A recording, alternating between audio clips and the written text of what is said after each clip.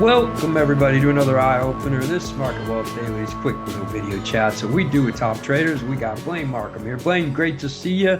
How's everything going, my man? Oh, it's going fantastic, John. Yeah, doing well. And first off, thanks again for having me back for another eye opener here on this Monday. Excited to be here. But yeah, things are going great. Really interesting price action in the markets last week.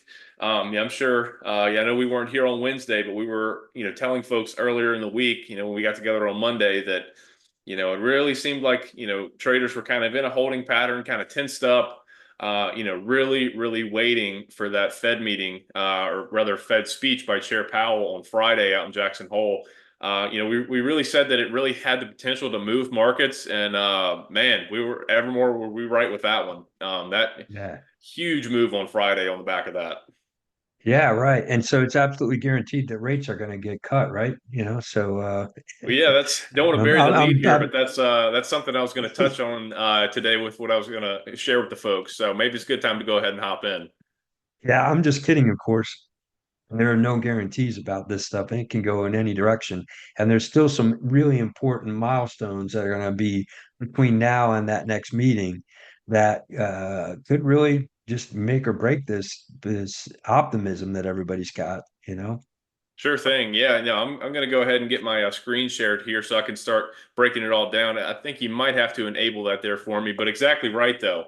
There was just a huge surge of optimism, largely on the back of, what seemingly is going to be apparent Fed rate cuts coming up here in rather, short order. But we're like the old saying goes, we're certainly not out of the woods yet. There's Right. several more, really key reports between now and when the Fed meets next month in September. Just this Friday, John, we have an upcoming PCE inflation report. That's the Fed's preferred gauge of inflation. And we've really gotten a pretty mixed bag on inflation lately. We just had a CPI report, came in cooler than expected. But if you remember, just a couple days later, we got the PPI report for the same month. These are measuring different, inflation in different areas of the economy. But the Consumer versus PPI, producer, right? Yeah. right, exactly. Yeah, it's more the PPI is more the wholesale price, or it's reflective of wholesale prices that businesses are paying, for inventories and such things like that. But that one, if you remember, came in substantially higher than what the street Mhm. was expecting. It was a really, really unfortunate upside surprise on that one. It really kind of took people back how hot that one came in. And there's a lot of read-throughs between the PPI over to the PCE report as well. So we do have the PCE report coming out. It's due this Friday this week. It's going to be posted in Friday mornings, I believe just before the market opens actually. That's another really key data point. We always hear how the Fed is saying we're data dependent, we're going to make decisions. That's just how this Fed operates. They're waiting for the Mhm. data to come in, even though a lot of this data is lagging and it's data from the past. That's how they operate. So we have a number of significant inflation reports still ahead of us. We also have some significant labor market reports as well. But all that said, we did get some pretty significant signaling, of course, on Friday from that Jackson Hole speech that with the Fed's dual mandate, it appears that they are positioning themselves for a potential pivot at the September meeting. It really, the spirit of the message in that speech was that it seems now that if you had scales out right and you're trying to weigh which risk that the Fed is trying to address is, what a more severe risk, it appears they're now taking the side that the labor market does appear to have the greatest risk, and they're going to pivot and start addressing that most likely through reducing their, Fed funds rate, interest rate policy. So, again, nothing is guaranteed. The markets obviously kind of ran away with things on Friday. Got really, really enthusiastic about it. And you can see that right here in the chart. We did, like we said, John, last Monday. Markets were really tensed up. We saw a lot of rotation out of the stocks that had been the winners thus far. Through the year. Particularly the really strong momentum names. The really strong growth stocks. The ones that have really, really been leading the market year to date. I mean, you just pull up, if you ran a stock screen and looked at, the top 10 or 15, best year-to-date performers in the S&P, if you did that last week and then you pulled up a stock chart of each one of those individual names, you would have just seen almost kind of a waterfall price action heading into Friday, before we got that message from the speech. And there was just a huge rotation out of those names into other pockets of the market, which, by and large, the trends, we didn't see really any trends break per se in most of those names, but we did see a lot of rotation out of them. That money found a new home in different pockets of the market that have been lagging pretty significantly year to date. And then of course on Friday we kind of we got the everything rally. We got that news and just pretty much everything it seemed was rallying, and you can see that of course reflected in the bar right here from Friday, which essentially erased those. We had those 5 consecutive down days on the S&P 500. You can see right here Friday's price action, just a huge swing up after that speech was given, and pretty much erased that entire thing. We ended up closing at new all-time highs on Friday. So, overall, again, the trend still really strong, John. We still see our 50-day trading above the 200-day. The index is above both of them. And even though, we started to see some sentiment kind of, seemingly sour early last week heading into that Fed meeting, looking at the chart, looking at the price action pattern, the S&P is still in the, making a pattern of some really nice, consistent higher highs and higher lows on this chart. It just traded down to the middle Keltner channel, despite some of the kind of, doomsday, people are, we're way too hot in this market. Things need to sell off, 10-15%. People were, kind of getting all worked up heading to that meeting. We just pulled back to the middle Keltner channel, and then we erased all of it on Friday and jumped back to all-time highs. So not to be complacent, but just, that's what the chart's telling me, that, even though we've seen some momentum slowing, of course, we've seen that velocity slow down to the upside.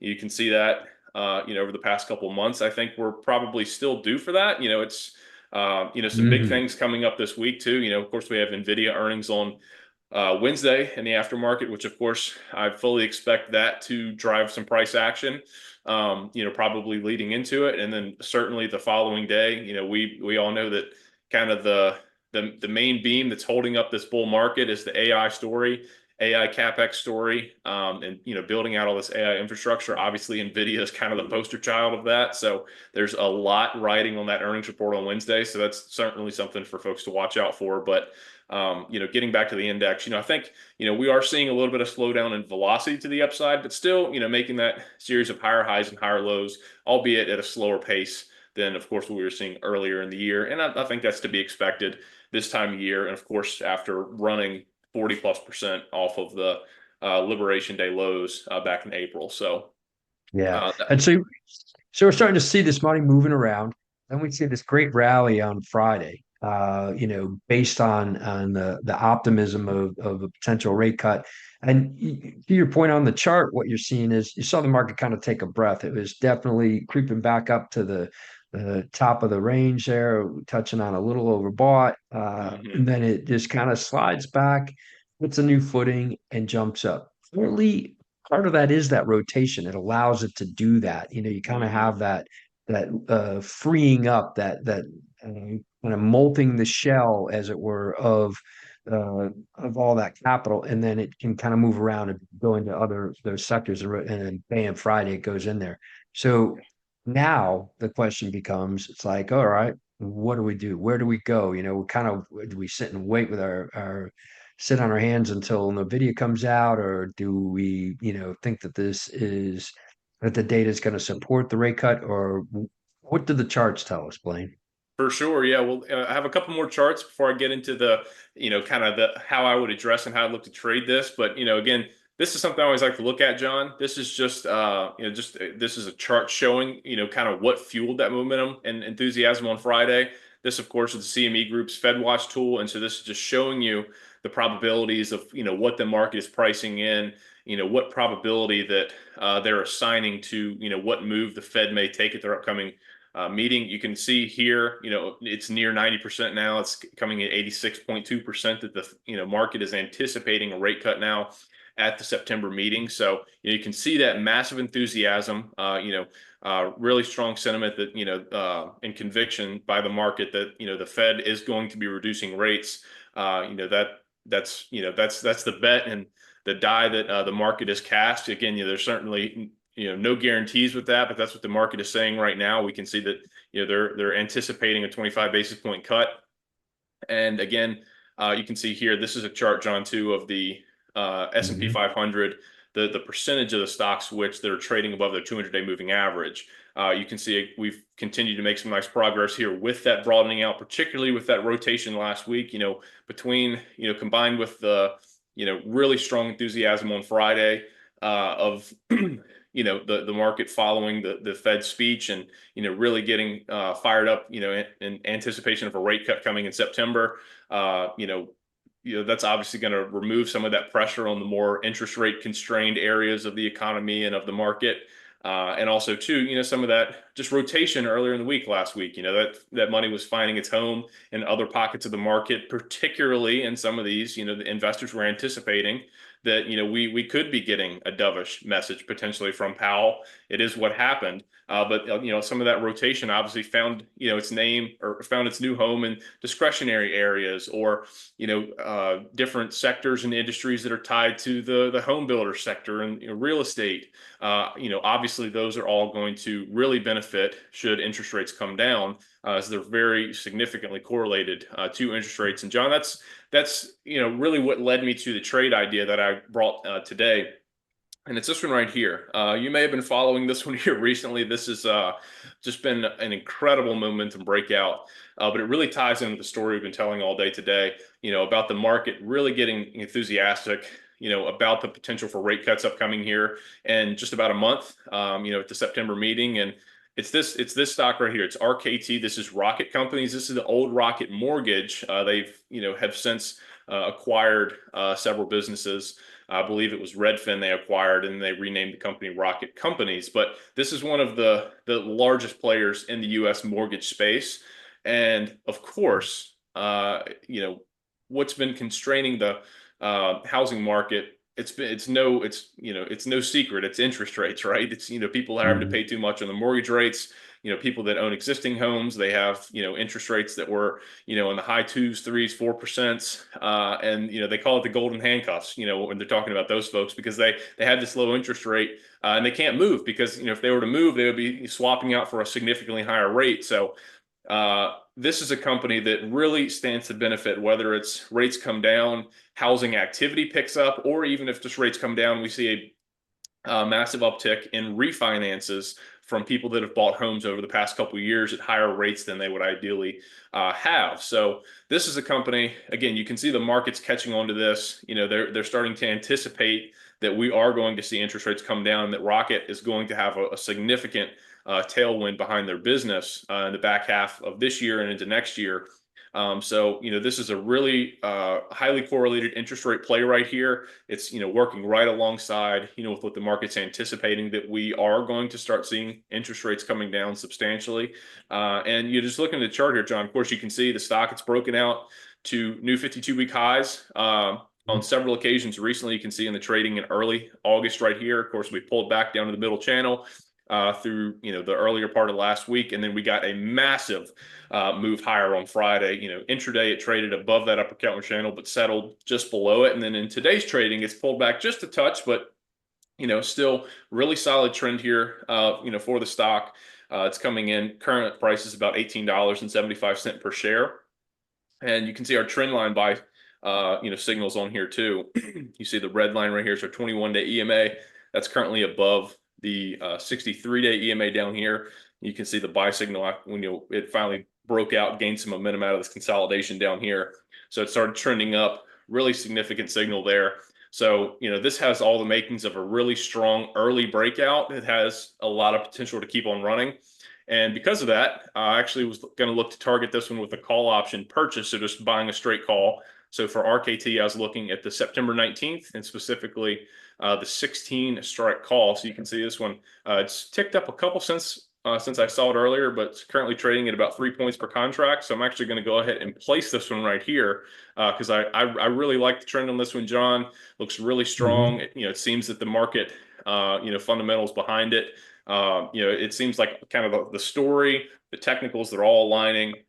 Really like it there. So just got that one filled right there. But that's my trade for today. Yeah, that makes perfect sense. I mean, definitely a great way to capitalize on the enthusiasm about this stuff and kind of the break of the log jam in terms of even, Powell just being very straight faced, never said anything, never gave a clue, and now he's starting to at least kind of show a little bit of signs. So Yep. that trade looks like a definite winner, that's for sure. Yeah, absolutely. Yeah. Well, fingers crossed that I'm right on it. Sometimes you get those and you're like, man, this looks like just like the perfect setup. And then, then a week later, you're like, man, I was such a dummy for putting that on. But, this one, again, it seems like it really has all the makings of a really strong setup. Again, the story lines up, the fundamentals are great. They just reported a really strong quarter, had a nice, earnings upside beat. Technicals are lining up. So it looks like a really strong setup there. So I'm excited to place the trade, and maybe we can check back in on it here in a couple weeks. Yeah, definitely. Well, I know we're going to be talking sooner than that. So, well, it's great to have you, Blaine. Thanks for giving us the heads up on this. And we're going to follow it closely. We're going to keep a close eye on it. If you're watching this, can't encourage you enough to be in the room with us. That's where the magic happens.